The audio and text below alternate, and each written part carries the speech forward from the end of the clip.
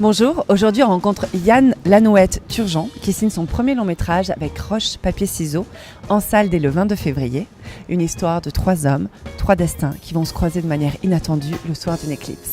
Alors je vous emmène avec moi, on va rencontrer aussi Roy Dupuis et Sam Yann. Ton premier film, Roche Papier Ciseaux, est une histoire un peu chorale où on suit 3 destins. 3 hommes. Pourquoi avoir choisi le pari pour un premier long métrage de faire un film choral? Ouais, on l'a jamais vraiment vu comme un film choral aux premiers abords. Quand j'ai rencontré André pour la première fois et qu'on a commencé, c'est lui qui m'a approché avec cette espèce d'idée-là de long métrage en me disant « Yann, on a fait nos classes, là, on a fait nos courts-métrages, on est allé à l'école ensemble, à l'INIS, donc passons aux vraies choses, commençons à écrire notre premier long métrage. »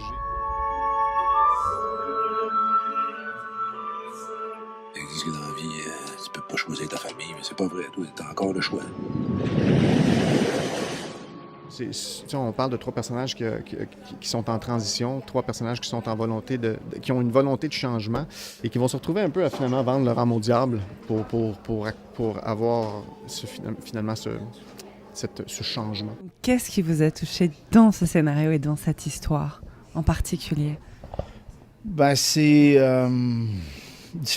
différentes choses, à vrai dire. C'est, par exemple, le fait qu'on part du Grand Nord avec un Amérindien pour rentrer tranquillement en ville, dans une ville qui est rendue très cosmopolite, finalement, Montréal, où on tombe dans l'univers de la pêche chinoise, l'histoire d'un vieil Italien qui cherche à retourner chez lui, puis là, t'as le Québécois à travers ça, des Québécois à travers ça qui essaient de se démerder.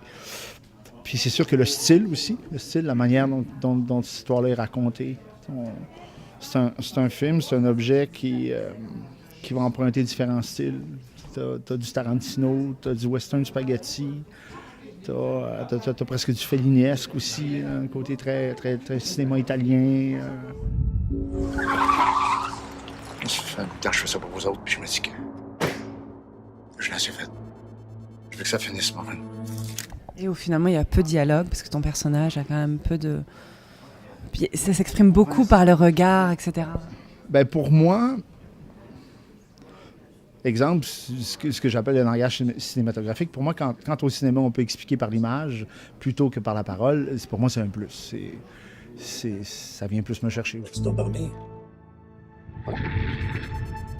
Ralentis un peu, j'ai pas envie d'avoir les skis au cul.